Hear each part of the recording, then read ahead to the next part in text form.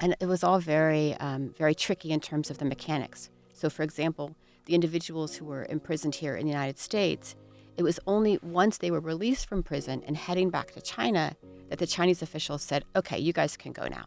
So that meant that the airplane in China, which had the 3 American citizens as well as 3 Uyghurs, that they were cleared for takeoff. And suddenly it was wheels up for them, and they were on their way back to America. Last week, the U.S. National Security Council reported that Beijing had released 3 imprisoned Americans, while China's foreign ministry in turn said that 4 imprisoned Chinese, including 1 fugitive of Chinese law, had been returned. Both sides claim that their nationals had been wrongfully detained. And we have returning guest Tara McKelvey joining us in the studio today. She's a journalist with RFA's Investigative team.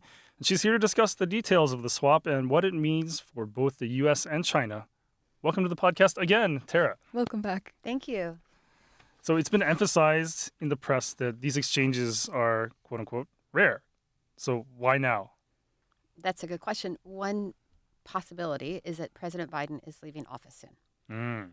This is the kind of thing that makes presidents look good. He's successfully finessed what's known as hostage diplomacy and has managed to win the freedom of 3 Americans and several others. And he's leaving office, so he can leave on a good note in terms of Chinese-U.S. relations. And certainly the way President Biden looks to the American people is very positive. President Biden has tried to be somewhat more involved in these negotiations with China, as opposed to President Trump, who's taken a much more aggressive attitudes towards China. So this is a way of President Biden also saying, look, engagement works. We got these people free.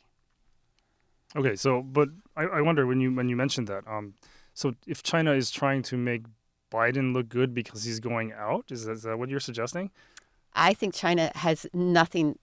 They have their own considerations in all of these negotiations. I think this is a way for the people who work for President Biden in Washington and at the White House and the West Wing to say, look what our president did. This was a success. I see. Okay. Do you think this will set a precedent for the upcoming administration's relations with China?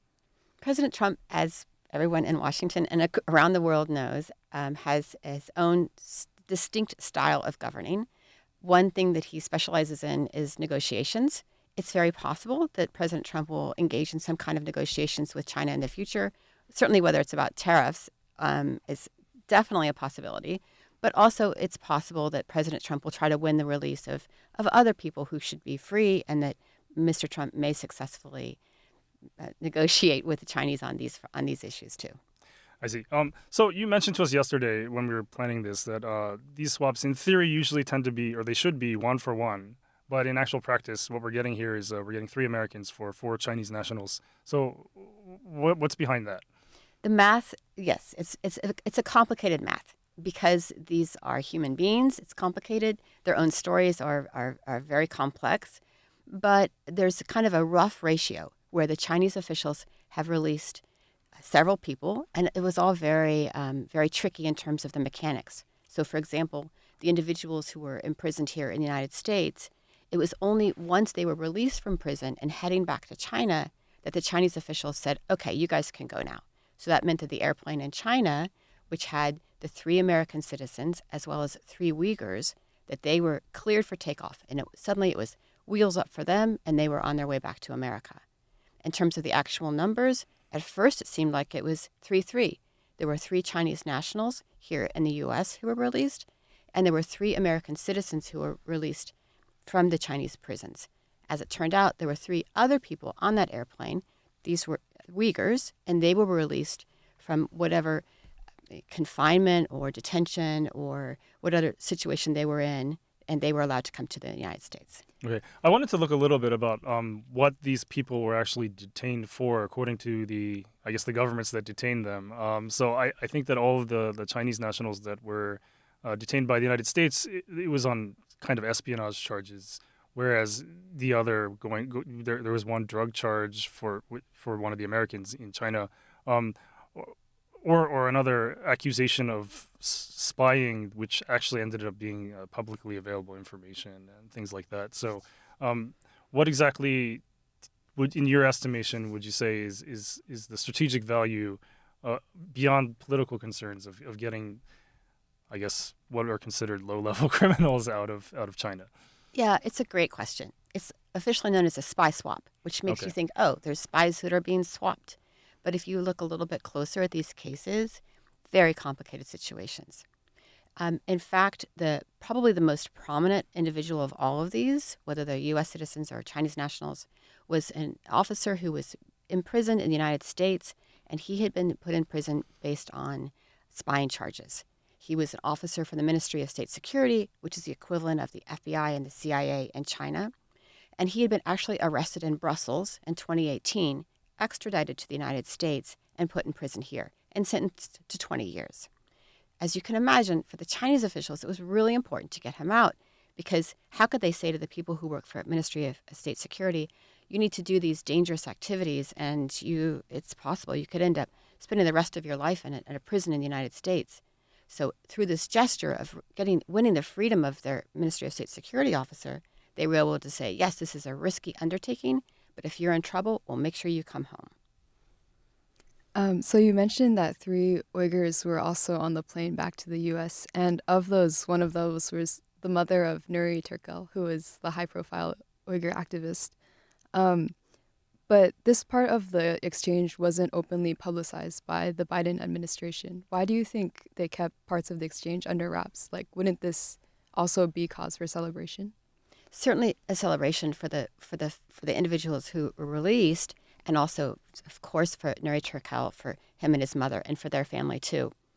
But the White House officials, it seems as though, according to the press accounts, that President Biden had spoken to President Xi about these Uyghurs back in November in Peru, sort of on the sidelines of a summit. But you can imagine why they didn't want to release any more details about these negotiations or what could happen, because at any point in time, it could have gotten all messed up and no one would have gone anywhere. So these were kept under wraps, and it was only until afterwards, as you say, that it turned out that 3 Uyghurs were on that airplane and that they had also flown back to the United States to freedom. Okay, so of the 3 Uyghurs, only one of them was an American citizen. The other 2 are presumably citizens of the People's Republic of China. So what does that say about the boundary of exchanges like this when China is releasing its own citizens into U.S. custody? Very, very complex. And even certainly the identity of the other 2 Uyghurs has not been released, but even their nationality has been called into question. We have heard that one is a U.S. citizen. We're hoping to confirm that. Sometimes, as you may know, when U.S. citizens return to China, the Chinese officials then claim them as their own, meaning that they deny even that they are U.S. citizens. They say what matters is that they're Chinese nationals, and that's how they treat the individuals who are there. So the question even of citizenship and a spy swap is something that's debated by each side. I'm really curious. You profiled Whong who is the Chinese-American, I guess he was a pro-democracy activist who was accused of espionage for China and who was convicted recently. Do you think China would get involved in cases like his, even though he is an American citizen? He is also a case that certainly comes to mind when you think about these spy swaps. Some people would say that Whong is not a big fish like the Ministry of State Security officer who was released. But on the other hand, the American citizen who was held in prison in China and who was released, he was accused of being an FBI informant, and his role with the FBI is also kind of vague. That to the extent that he provided information to the FBI, it may not have been particularly significant or valuable pieces of information, but he was arrested in China as an FBI informant, and then the U.S. officials welcomed him home in that role. So what happens a lot of times is that the FBI wants to make sure that the people who are working for them can be reassured that if something happens, that they will also come home. And so whether or not they're particularly valuable to the intelligence services can sometimes be less important than the fact that they were of value, that they provided that service at all. So like that level of connection. Exactly. So just to quickly answer your question about Whong is it's possible that he could have also been included in this. His sentence isn't going to happen until January, but he has an ankle bracelet right now, and he's waiting for his prison sentence. But as far as I know, he's still in Flushing. Okay, so another component of this deal, going back to the deal, the State Department recently, as part of it, they downgraded the travel advisory for China from level 3, which is reconsider travel, to level 2, which is exercise extreme caution. So how significant is that, or why would they do something like that? It feels almost arbitrary as to the original concern, which was that Beijing had exit bans and wrongful detentions, if that hadn't been addressed at all. Certainly another diplomatic coup for the U.S. In the sense that they can now say it's safer to travel to China than it was previously. But people who work for the FBI or have worked for the FBI still say that there's a lot of reasons that people from this country should be cautious when they travel to China. They say that even though there may not be any, wrongfully detained American citizens in China now, at least according to the White House, it's possible that people who are traveling there could get caught up in this geopolitical spy game by being held at some point or for some period of time against their will for the Chinese government, then to use them as pawns in future negotiations. I'm a bit curious about that part because it feels very ambiguous. Are there any kind of unwritten rules? Like, do they have to keep it at level 2 for a certain amount of time? Or could they just flip it back to level 3 at any point? Would that be going back on the deal? Those rules and regulations are set by the U.S. government. But it's true. They are about as vague and wrapped up in secrecy as the spy game itself, and how those decisions are made are not particularly transparent. All right, so part of this, the reason we have this podcast is to kind of highlight the personalities we have here at Radio Free Asia. And I just have to ask you, what is it about spies and because you seem to be on the spy beat, and you recently gave even a master talk on how to cover spy stories. So what is it about espionage that just draws you to those kind of stories? I think that these questions about spies, they get at the heart of what it means to be human. Some of my favorite writers, like Graham Greene, have addressed these questions, and they're always about betrayal, about what it means to be a friend, what it means to be loyal to someone, to be a lover, and then to be true to them, and then also to be true to your nation. And that sense of betrayal that comes up in spy stories regularly is such a core element of being human that it seems like through the spy stories you can tell all kinds of other tales about what it means to be a human being.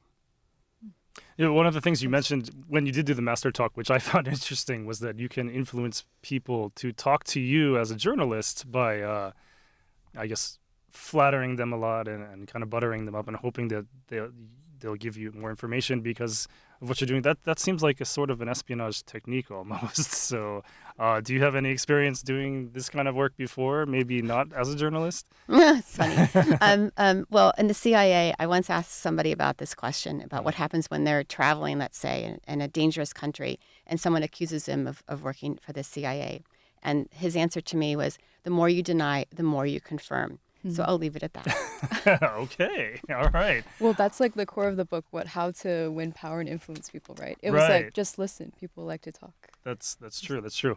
So is there any final words that you would like to have on this particular topic or on spying in general? Or I think a lot of times in Washington, people forget about the human element to this.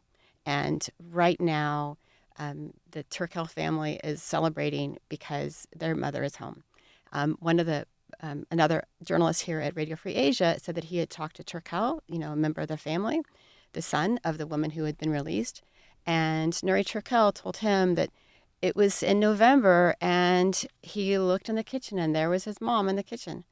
And it was such an astonishing moment and such a happy moment. And so that's, I think, really something to treasure.